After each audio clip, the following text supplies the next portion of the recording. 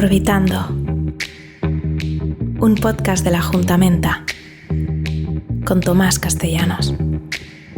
Bienvenidos.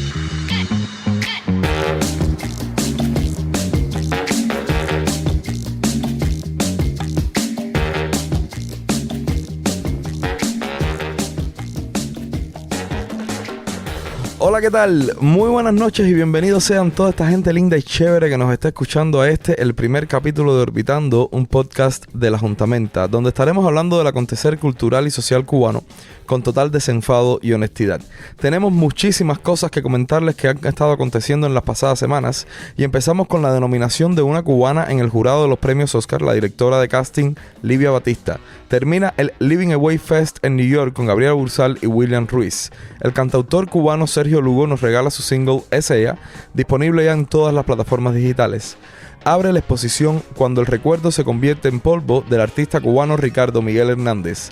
Paquito de Rivera se presenta en el evento An Evening of Latin Jazz and More. Y hoy tenemos unas invitadas que son un lujo total. Las historiadoras del arte, con máster en estudios avanzados de historia del arte de la Universidad de Salamanca, curadoras de la primera galería de arte independiente y autogestionada en Cuba, Arte Continua, Yadira de Armas y Ana Gabriela Bayate están acá con nosotros. Esto es como en la casa de Nereida, aquí cabe todo el mundo, así que usted no se mueva que Orbitando empieza ya. Bueno, pues muy buenas noches y bienvenidos sean todos ustedes a Orbitando, un podcast de la Juntamenta. Bueno, ¿qué cosa es Orbitando? Orbitando no es más que el medio o el instrumento para que todas las voces de nuestros artistas cubanos sean escuchadas en un lugar en el que puedan cohabitar y diferir sin temor a la censura ni a la represalia. Es el micrófono de la Juntamenta, un proyecto cubano formado en New Jersey que tuvo su primer evento el 7 de marzo de este año 2020 y que irá creciendo según nos permita esta situación tan caótica que estamos viviendo. Cada programa va a contar con una cartelera cultural, donde estaremos hablando de lo que acontece en Nueva York, New Jersey, La Habana, Miami, en fin, donde quiera que se encuentre algún artista cubano. Tendremos costumbres cubanas, temas de la actualidad artística, secciones y, por supuesto, entrevistas. Las entrevistas serán, pues, el plato fuerte de cada programa. Junto a mí está Mari. Mari se va a encargar de organizar un poquitico todo lo que estamos haciendo aquí y de que, por supuesto, tenga sentido y gusto estético para que usted, que es lo más importante que tiene este programa, pues pueda disfrutarlo y sentirse satisfecho de haber sido nuestro oyente. Pues por ahora vámonos con unos consejillos.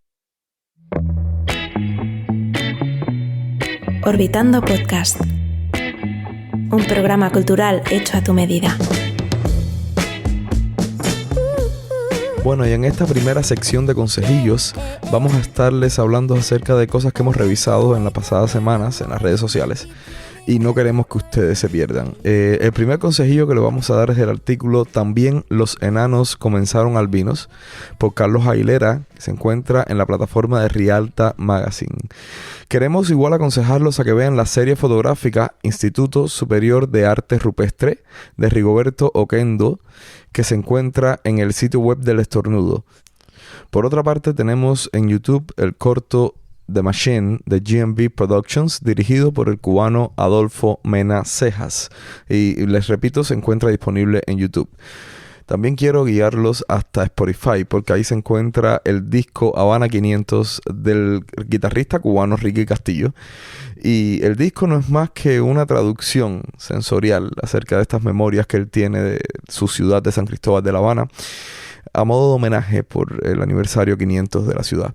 Y por último quiero aconsejarlos que regresen a Rialta, esta revista que tiene tanta gente talentosa detrás, donde van a encontrar un repositorio del cine cubano con más de 90 piezas de nuestro séptimo arte. Así que de esta manera ya estamos llegando al fin de esta sección de consejillos y vamos a aprender un vocablo nuevo con Verborrea por la Libre. Verborrea por la Libre, un vocablo por persona. Bueno, pues en esta sección de Verborrea por la Libre vamos a hablar acerca de la palabra acotar. La palabra acotar viene del latín cautus, que significa cuidadoso o prudente, y nos ha dado palabras como cautela o vericueto. Primero cautus devino, de la palabra cautus devino la palabra coto, y en ese sentido significaba el terreno cuidado o protegido. Más adelante se le unió el prefijo a, como aproximación o presencia, y se formó el verbo acotar, que significa pues marcar, poner límites, reservar o prohibir. Orbitando, un podcast de la Juntamenta, donde el arte cubano se trata desde la honestidad y el desenfado.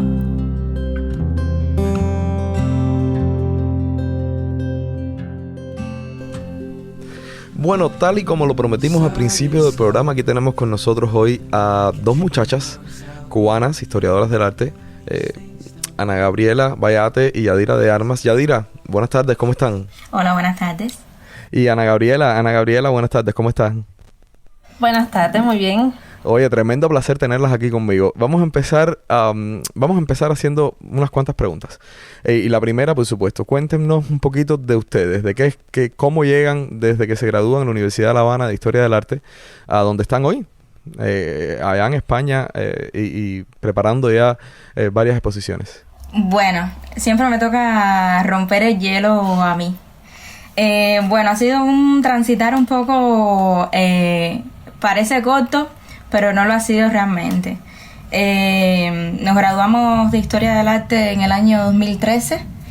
Desde ahí empezamos a trabajar en diferentes espacios. Yo trabajaba directamente haciendo mi servicio social en la televisión y Ana Gabriela en la Casa de las Américas. Pero fue como un periodo ahí como experimental. Luego apareció un proyecto inicial que fue producir un performance de un artista italiano, de Michelangelo Pistoletto, en La Habana. Y a partir de ahí empezó como una aventura que terminó uniendo mucho más los caminos profesionales y personales de Ana Gabriela y mío. Así como fue como empezó todo, fue como empezamos como ya más en serio, como en todo el mundo del arte y tal. ¿Siempre tuvieron la idea desde que se gradúan de ser curadoras o cuando se gradúan no tenían ni idea de qué era lo que iban a hacer? Pues yo la verdad particularmente no. Cuando estás en la carrera sabes que te planteas un montón de caminos que puedes tomar una vez que salgas. Y a partir de ahí, de hecho, en mi caso, yo me enfoqué en el cine en un primer momento. Justo antes de trabajar en la Casa de las Américas, el primer mes de servicio social lo hice en el ICAI. Pero nada, estaba haciendo algo que no me gustaba y quería trabajar en cine más en lo profundo, no desde la crítica y tal, sino claro, trabajar en la industria como tal. Y pensaba que ese era mi sueño. De hecho, creo que todavía es una espinita que tengo ahí guardada y que en algún momento quisiera sacarme. Pero como dice Yadira, apareció este primer proyecto con Galería Continua, que fue con quien empezamos a trabajar concretamente en el mundo del arte, aunque ya había hecho algunos trabajos de producción en la Casa de las Américas. Y nada, fuimos descubriendo las dos una pasión que sospechábamos que teníamos, pero que no lo sabíamos a ciencia cierta y que nos enamoró del trabajo que hacemos actualmente. Y ahora mismo pues sí, estoy completamente satisfecha con lo que hago y quisiera seguir por ahí. Bueno, pues qué bien que me digas esto, porque una de las cosas que yo siempre me he preguntado y que me cuesta trabajo incluso hoy responderme es ¿cuál es el papel del curador? Bueno, es una pregunta que es muy fácil de responder, pero a la misma vez es muy complicado de desentrañar. En nuestra experiencia particular, llegamos precisamente a la curaduría a partir de un proceso que comenzó siendo todo como muy experimental, todo de manera fortuita, y empiezas a darte cuenta de que el trabajo que estás haciendo se denomina de esa manera. Crear equipos de trabajo, concebir proyectos expositivos, trabajar con artistas, organizar esas ideas que muchas veces tienen los artistas en la cabeza y no saben cómo materializarlas o no saben Qué cómo bien. disponerlas en el espacio. Crear un relato, crear una historia o dar sentido a un grupo de piezas que tiene frente a ti y que se constituye como esa especie de reto de qué quiero crear, qué quiero contar y cómo lo quiero contar. Qué bien. Y entonces a partir de ahí parte todo como por un ejercicio también de creación. Es una creación también lo que hace el artista, pero la curaduría también termina siendo un ejercicio de creación en el momento en que empiezas a crear un relato o un discurso que quieres transmitir a otra persona, al público que lo va a recibir. Qué bien, qué bien. Y bueno, como sabemos que nuestro país es tan peculiar, ¿cómo es la curaduría en Cuba? ¿Cómo es la vida de dos curadoras? Además que, si mal no tengo entendido, ustedes fundan o forman parte de la primera galería de arte independiente y autogestionada con sede en La Habana. ¿Cómo fue esa experiencia? ¿Qué significa ser curadora en Cuba? A ver, sí. En un principio nosotras llegamos a la galería y la función que comenzamos a desempeñar fue específicamente la producción de todas las exposiciones. El trabajo de producción, como te decía Yadira, va muy ligado cuando somos dos apasionadas al trabajo de curaduría, porque empiezas con el proyecto que te puede dar, en nuestro caso, la galería, de esta es la exposición que vamos a hacer, pero llega el momento en que quieres incluso tomar las riendas tú cuando se traba algo y tal, y entonces comienzas tú a generar esos proyectos. Desde una idea muy inicial y muy pequeña, comienzas tú a darle forma y a proponer tú, pues bueno, vamos a ir por aquí y no solamente hacer una tarea de producción y más nada, sino a generar tú el proyecto futuro también y formar parte de eso. En Cuba, en nuestro caso, que fue un caso peculiar, porque como decía, era la primera galería extranjera que se funda en Cuba, no era una galería que funcionaba estrictamente bajo los códigos de las galerías estatales y por lo tanto teníamos una autonomía y una capacidad de decisión diferente al que pudiera tener una galería estatal, además de recursos que he sabido que contábamos con recursos más allá de lo que puede tener una galería del Estado. Por supuesto. Entonces, en ese caso, la experiencia, supongo yo que haya sido completamente diferente, pero el hecho de producir y curar exposiciones en Cuba, una vez más, para quien le gusta, es un reto. Y es adrenalina 100% porque sabemos cómo son las cosas en Cuba y no hay nada sobre la mesa y lo mismo puede salir bien que puede salir mal. Pero el tema es que cuando eres alguien testarudo, como nosotras dos, pues te esfuerzas porque saca y te empeñas porque saca y sabes que va a salir a la larga. Entonces, para nosotras fue una experiencia que fue más que eso, un reto y una escuela y adrenalina 100%, así como te lo puedo definir. Sí, hay momentos en los que te frustras y hay momentos en los que pues te sientes como una diosa porque dices, coño, logré hacer esto que nadie pensaba que iba a poder hacerlo. Qué bien. Sí, es como una experiencia que termina a veces por momentos ser surreal, porque trabajar con una galería internacional en Cuba, que como te decía Ana Gabriela, funciona con códigos totalmente diferentes a como es en Cuba, aunque intenta siempre como adaptarse al nuevo contexto en el que se inserta, pero supone un reto no solo desde el punto de vista a nivel de cómo se organiza o cómo se integra, sino también a nivel de producción y de las propuestas que tenía. Porque sobre todo trabajábamos hay que tener en cuenta que es una de las galerías más importantes a nivel internacional que existe hoy en día y el catálogo de artistas que tiene así lo son igual. Claro. Entonces teníamos megaproducciones que en otro contexto se podían resolver de una manera mucho más fácil, pero en Cuba implicaba el reto, un reto que se multiplicaba un 50%. pero eso al final siempre se logra con un buen equipo de trabajo y con pasión. Si no hay pasión en este medio en el que estamos, pues tiene como un 50% del trabajo a un lado. Hay que tener pasión para hacer lo que se hace.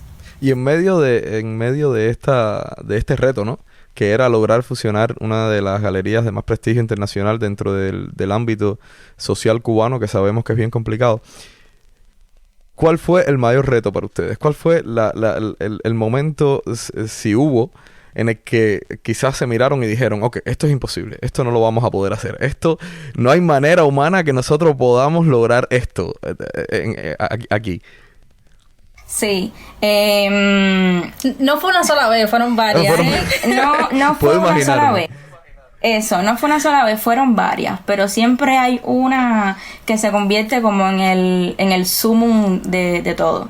Y creo que esa fue precisamente la exposición de Anish Kapoor que tuvimos en La Habana en noviembre de 2016. Normalmente en esa fecha siempre producíamos 4 exposiciones, siempre se hacían 4 exposiciones en la sede fundamental de la galería, en el barrio chino, en el Cine Águila de Oro, pero también hacíamos otras 3 exposiciones en diferentes espacios que se coordinaban. Okay. Era como una especie ahí de sinergia que se establecía. Y precisamente teníamos como 4 grandes exposiciones en ese momento. Teníamos una de Michelangelo Pistoletto en el Museo de Bellas Artes de Cuba, teníamos una de Yanis Cunelli, que fue su última exposición en el Centro Wilfredo Lam. Teníamos una exposición con el colectivo, con artistas cubanos que trabajan a la galería en el Colegio de Arquitectos, y teníamos esta exposición de Anish Kapoor, que era como una revelación en Cuba.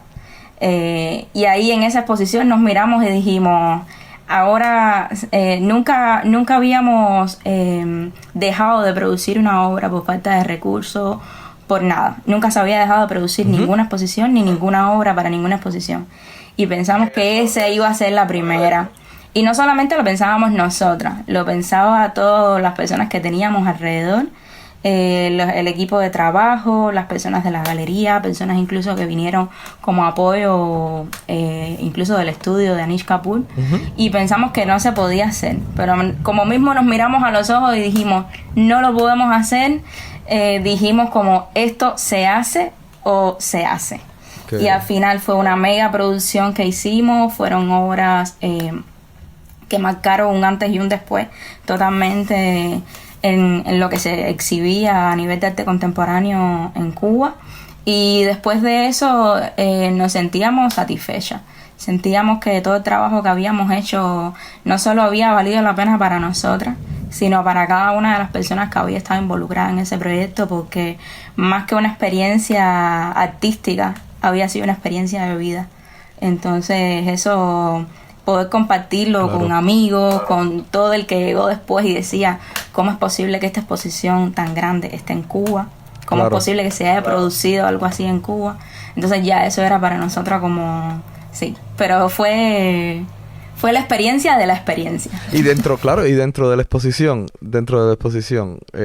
ustedes como gestoras, ya pasando la parte conceptual en la cual ya ustedes han ideado qué cosa es o cómo es que se va a organizar la exposición, la parte administrativa, que es donde creo que es que la realidad cubana choca, y como gestoras, ¿qué fue lo más difícil? ¿Qué gestión de coordinación dentro de la exposición fue lo más difícil? Pues, por supuesto, sí. Para empezar, lo que te decía Yadira, lo más difícil era gestionar 4 exposiciones a la vez. 4 exposiciones que se iban a inaugurar un día después de la otra. Wow. Todavía los recuerdo, era 23, 24, 25 y 26 de noviembre. Entonces, si fuera poco. Sí, entonces no es algo que tú puedes decir, bueno, pues inauguramos la primera, tenemos una semana más para retocar la segunda. Claro. No, tiene que estar todo listo a la misma vez. Éramos nosotras 2 produciendo, aunque teníamos el apoyo de varias personas que habían venido de la Galería de Italia, pero al final el contexto cubano, quien lo conoce eres tú. Claro. Y la mayor carga la tienes arriba tú, que eres, como decimos, que tienes que salir a resolver todas las cosas, porque una persona que no sabe cómo funciona, pues nada. Sabían cómo funcionaba la producción de la obra internamente, pero no podían salir a buscar los recursos ni a buscar materiales ni nada por el estilo. Entonces éramos Yadira y yo con toda la carga de las 4 exposiciones arriba. Además de eso, equipos de trabajo enormes, porque la exposición de Anish Kapoor tuvo un equipo de trabajo enorme. 2 muchachas de... ¿qué edad tenían? 26 años, frente a equipos de trabajo prácticamente masculinos, 100% o 99% masculinos, con hombres que te miran como, ¿qué me vas a venir a decir tú a mí? Claro. Cuando estamos hablando de obras que los artistas mandaban sus proyectos, pero en algunas eran proyectos incluso ingenieriles, no eran obras plásticas y tal. Entonces teníamos que hablar con arquitectos, teníamos que hablar con constructores, teníamos que entendernos en el lenguaje de todas estas personas, y así todo, que nos respetaran y que respetaran nuestro trabajo, que no se pusieran encima de uno, cuando sabemos que la realidad cubana hay un machismo ahí imperante. Y entonces pues dicen, bueno, esta chiquilla que me va a venir a decir a mí. Imponer tú, que tienes la responsabilidad de que la obra salga y que salga bien cuando estás trabajando con personas que al final eso, son constructores, no están acostumbrados a hacer una obra de arte, sino a hacer una obra de construcción. Y pues bueno, esto puede quedar bien, no tiene que quedar bien, tiene que quedar perfecto. Claramente. Entonces la presión era mucha, y además de ello, conseguir todos los recursos que llevaba. Una mega exposición en el Museo Nacional de Bellas Artes, una exposición en el Centro Wilfredo Lang, que tenía piezas gigantes de 5 metros, todo iba a producir en Cuba. Wow. Entonces era como, ¿podremos o no podremos hacer esto? Pero eso que dice Yadi, un buen equipo de trabajo ayuda muchísimo, porque cuando te complementas con tu equipo de trabajo, pues entiendes muchas cosas, puedes delegar en persona, el ambiente te reconforta a la hora de hacer el trabajo. Nosotras estuvimos prácticamente un mes durmiendo en la galería junto con los muchachos. ¿Sabes? Compartías esa carga, y al final pues el ambiente ayudaba mucho, porque sentías que estabas trabajando, pero en el caso de nuestro también estábamos divirtiéndonos con lo que estábamos haciendo. Claro. Entonces al final del día, pues todo el trabajo que pasa para llegar a un resultado al final de cada día, porque los resultados eran diarios, era por día, cada día había nuevos retos y habían nuevas soluciones. Y al final del día pues te sentabas y hacías un recuento, y lo que hacías era reírte. Claro. Y decías, pues mira, ya hemos pasado por esto y lo hemos solucionado, y qué simpática esta situación, o mira lo que pasó hoy, o lo que sea. Aprovechando eso. Sí, pero sobre todo lo que tú dices, que es súper interesante. No, perdona, te iba a decir, aprovechando eso que me estaba diciendo Ana Gabriela, de que al final del día lo que hacían era reírse. ¿Qué cosas le pasaron? Cuéntenme qué anécdotas simpáticas tienen, o de las cosas más simpáticas que le sucedió en medio de ese tropelaje de armar obras de un formato bien grande, y de un formato en el que no se está acostumbrado a armar en las galerías cubanas. Ahora, experiencias simpáticas hay muchísimas, porque estuvimos ahí 4 años con un excelente equipo de trabajo, que al final era lo que te comentaba Ana Gabriela, cuando terminas compartiendo una experiencia de trabajo que se termina compartiendo, que se termina convirtiendo en tu espacio de vida, surgen muchísimas historias, muchas de sufrimiento, de dolor, pero sobre todo muchas divertidas. Y no sé, yo no te puedo contar como una específica, pero creo que lo más gratificante era eso, que hubiese un respeto directo entre el equipo de trabajo que teníamos, pero que a la misma vez tuviéramos esa complicidad y supiéramos compartir también y divertirnos en cada uno de los momentos que teníamos. Eso era sobre todo lo más reconfortante.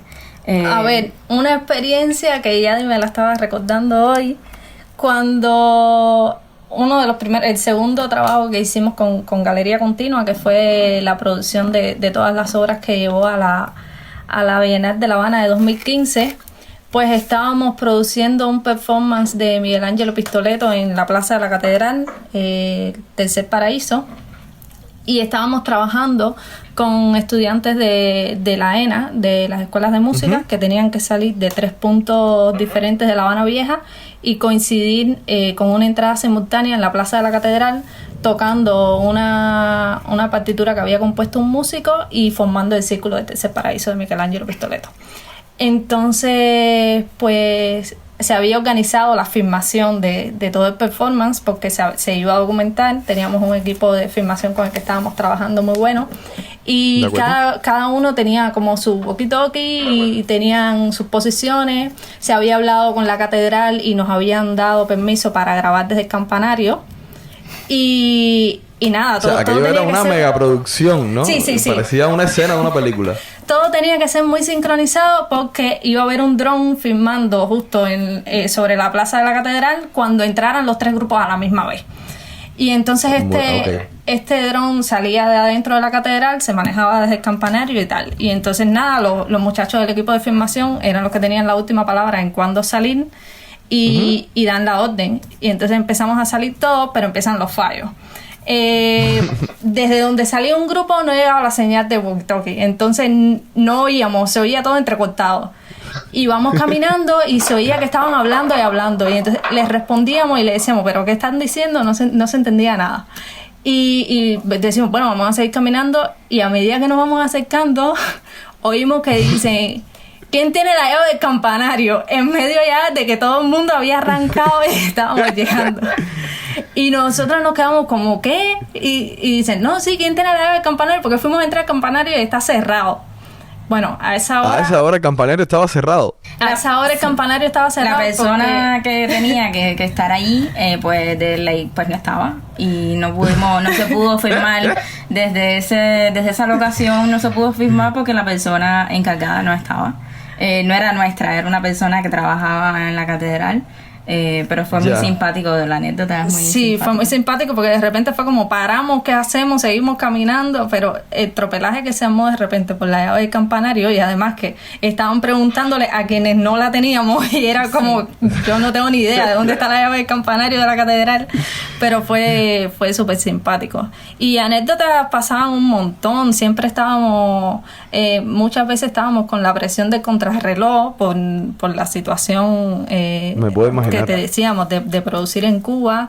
Y también recuerdo otra vez que estábamos ya a punto de inaugurar una exposición y le decimos a parte del equipo que por favor sacudiera unas barandas que habían en el cine a nuestro... No, eso no lo cuentes. ¿Eso no lo cuento? No. No aporta nada. Bueno, dice Adi que no lo cuento. No, lo conta. Creo que simpáticos sí teníamos una... A ver, que tenemos simpática un montón, pero sí, no la podemos contar. Claro. Yo sé que no todo puede ser claro. Tuvimos una instalación de un artista asiático, ¿se puede decir? Sí. Bueno, tuvimos una instalación de un artista por una exposición colectiva que tuvimos de un artista que se llama Gudexin, y era una instalación que estaba compuesta por muchas bananas, plátanos, en el centro del cine.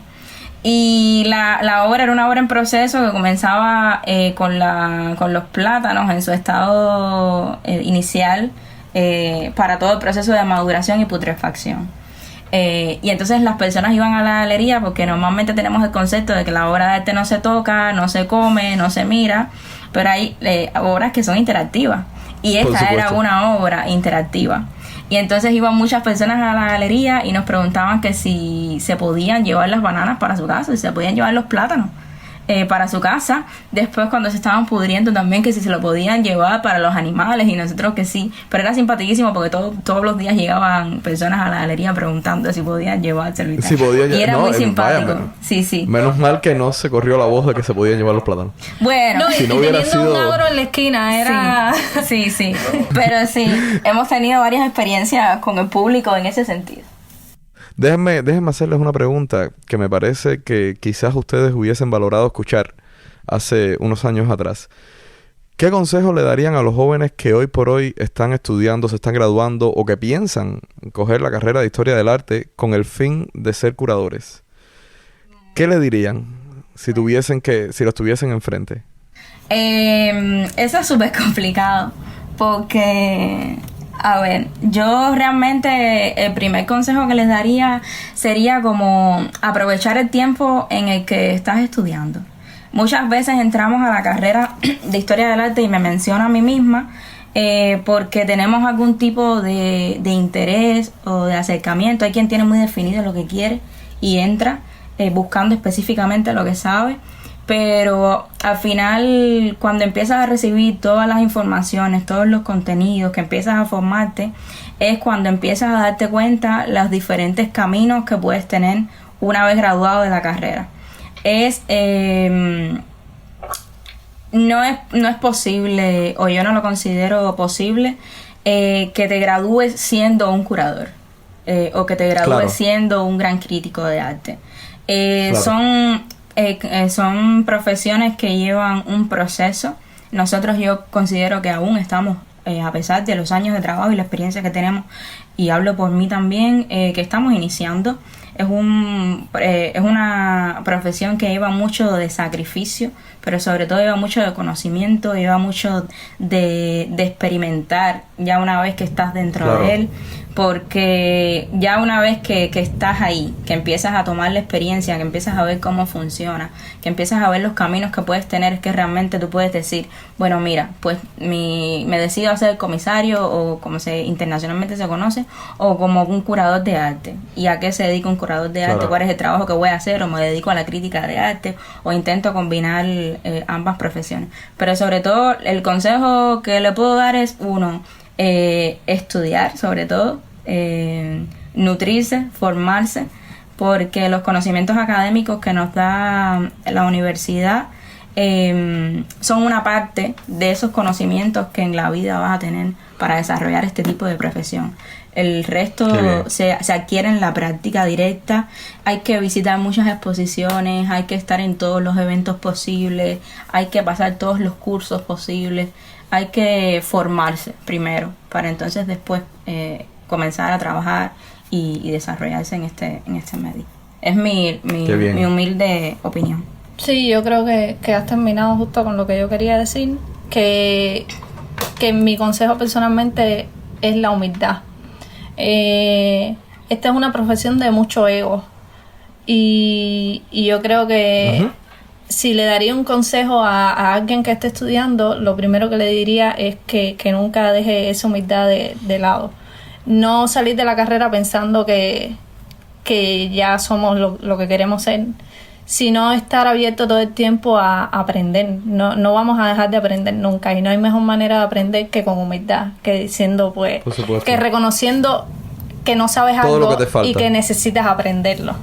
Entonces yo creo que esa es la mejor manera, porque así es como vamos a acumular experiencias y no nos tiene que dar pena pues estar un día bajo el mandato de alguien, porque así es como vamos a ver lo que ese alguien sabe y ese alguien nos puede enseñar. Todavía a día de hoy yo aprendo de montadores, que me pongo a su lado cuando están haciendo huecos en las paredes y cuando están colgando obras, y aprendo. Y le digo, ¿por qué haces esto de esta manera? Y no me pongo en la posición de curador, de, no sé, que pudiera tener otra persona de este trabajo no es el mío. No. Yo recomiendo bastante humildad y que en ese sentido yo creo que uno gana mucho.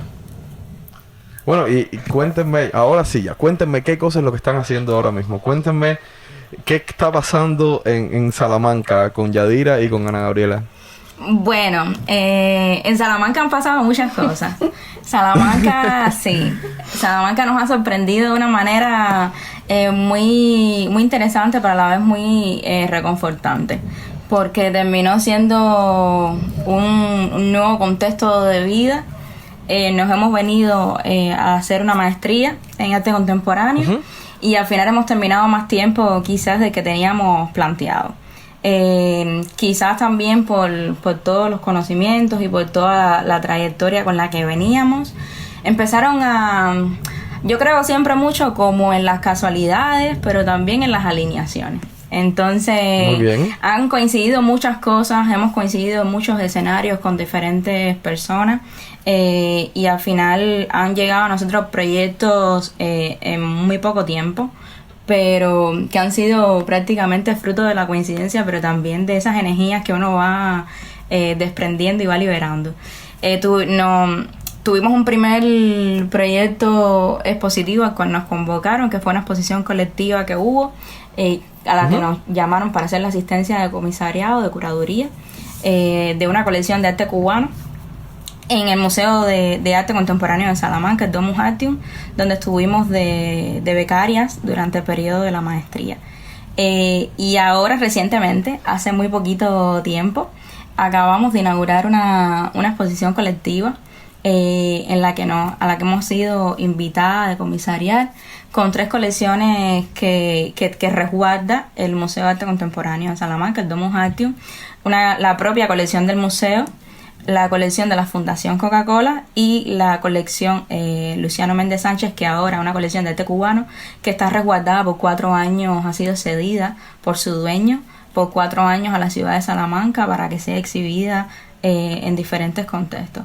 Estamos mega felices, entusiasmadas, llenas de energía, porque ha sido un proyecto... Sí, nos han propuesto... A todos los cubanos que estén por allá, por Salamanca, ya saben... Tenemos bueno, en Salamanca hay muchos cubanos, hay muchísimos cubanos. Exacto, sí. Exacto. Y todos los que nos van a estar escuchando, porque déjame decirte que este podcast se escucha en todos. Esto no te puedo explicar. Este es el primer capítulo, pero esto es muy grande. Bueno, ya nos encargaremos. Entonces, toda la gente, ya nos encargaremos toda la gente de promocionarlo. Que nos está escuchando ya saben que tienen que tienen que asistir. Y si están cerca, asistan. Y si están lejos, oye, pues tú sabes, en carro, que ahora mismo no podemos coger avión, tenemos que cuidarnos.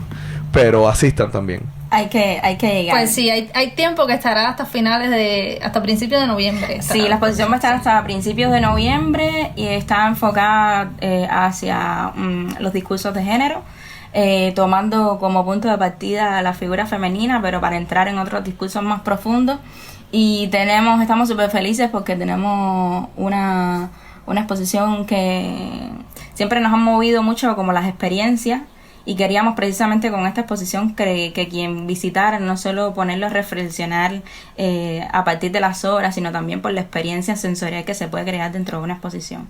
Y entonces creo que lo hemos logrado. Estamos súper felices por la cobertura que ha tenido también en los medios la exposición, y sobre todo posicionar, dar visibilidad o mayor visibilidad al trabajo que se hace en el Domus Artium de Salamanca, que es un espacio espectacular con una programación expositiva increíble, y compartir espacio precisamente con las exposiciones que están ahora mismo es como ya otro mega regalo, porque sí, es increíble. Bueno, pues solo me queda agradecerles muchísimo por haber estado aquí con nosotros, decirles que nada, que es un placer tremendo tenerlas representando el arte cubano por allá por Salamanca, y que ustedes, esta es tu casa, ustedes para las dos, saben que cada vez que necesiten contarnos qué cosa es lo que está pasando con ustedes, acá tienen un espacio para eso.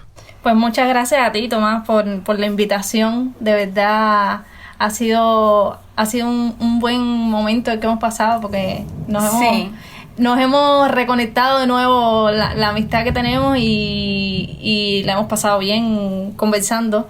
Ya tendremos mucho más de lo que hablar. Entonces, dentro de poco seguro. Bueno, pues gracias. Pues muchísimas gracias a las dos, y un beso bien grande. Muchas gracias a ti. Un beso. Nos vemos. Chao.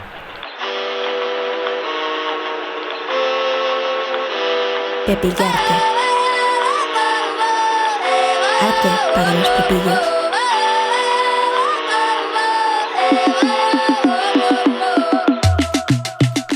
Bueno, y comenzamos esta sección de Pepillarte o Arte para los Pepillos con la denominación de la cubana Livia Batista como jurado de los premios Oscar.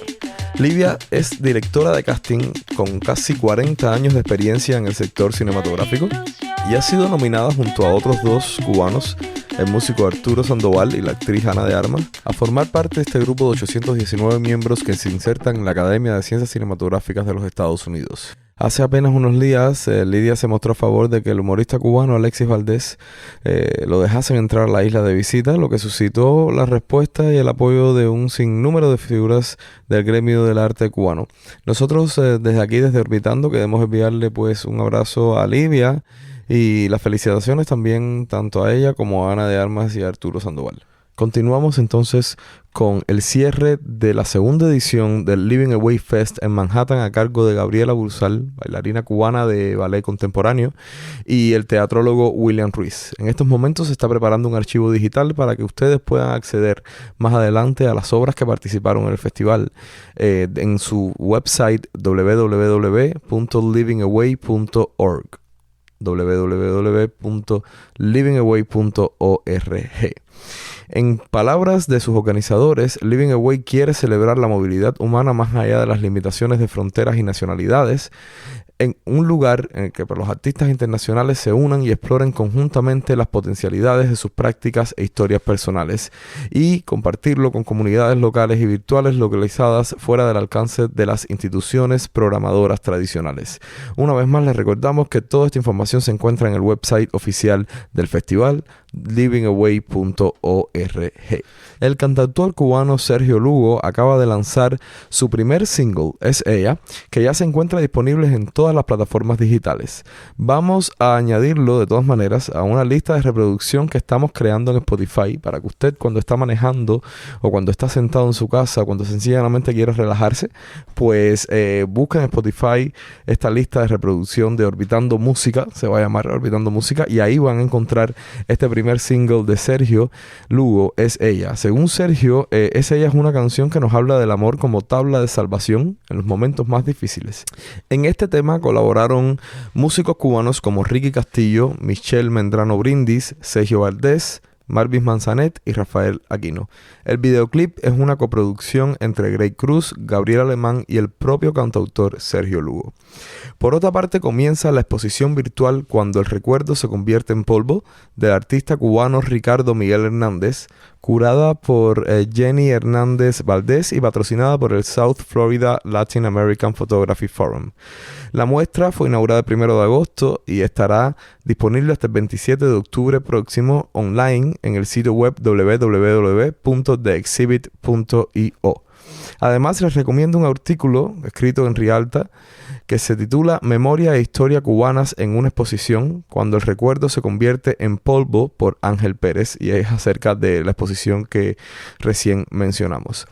También quiero invitarlos, por supuesto, a todos los que estén acá en New Jersey, este venidero 12 de agosto a las 7 de la noche, al evento An Evening of Latin Jazz and More, en el Lincoln Harbor Park, donde Paquito de Rivera, nada más y nada menos que nuestro Paquito de Rivera, estará presentándose con un cuarteto formado por Alex Brown en el piano y con los invitados Edmar Castañeda en arpa y maracas y Jorge Glenn tocando el cuatro y la guitarra. El evento estará organizado en un área abierta, ahí al lado de Hudson River, donde por supuesto podremos practicar el distanciamiento social. Y será completamente gratis. Así que ya usted sabe, si está por aquí arriba, pues no pierda la oportunidad y acérquese.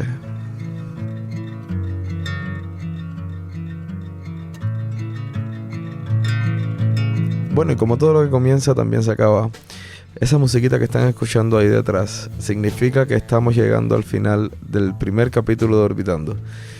Muchas gracias. Muchísimas gracias de veras por haberme acompañado. A toda la gente linda y chévere que ha aguantado estoicamente aquí con nosotros hasta el final del primer programa. Quiero decirles que estamos en todos lados. Si quieren enterarse de lo que está sucediendo con nosotros, pues tanto en Facebook como Twitter, Instagram, solo tienen que buscarnos como Orbitando Podcast o como La Juntamenta, que es el nombre del proyecto y que va a estar cubriendo también todo lo que sucede con nuestro programa.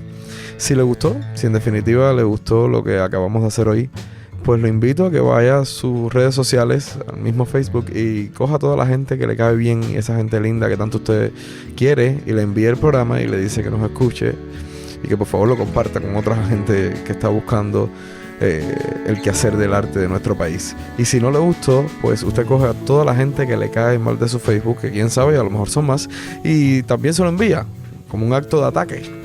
Y entonces así nos ayuda, porque quizás esa gente también puede que no les guste y lo envía a otros, y así a lo mejor llegamos a donde sea, ya sea por gusto o por disgusto. Entonces recuerde, usted es quien tiene el poder real para que nuestro mensaje se convierta en un organismo vivo que respira y que se mueve y que llega hasta la puerta de todos los que están esperando escuchar qué cosa es lo que sucede con el arte cubano. Bueno, pues mi nombre es Tomás Castellanos. A mi lado está Mari y queremos desearles muchas cosas lindas y buenas hasta que nos volvamos a encontrar en 15 días. Recuerde que estaremos ahí, junto a usted, orbitando. Un abrazo y chao.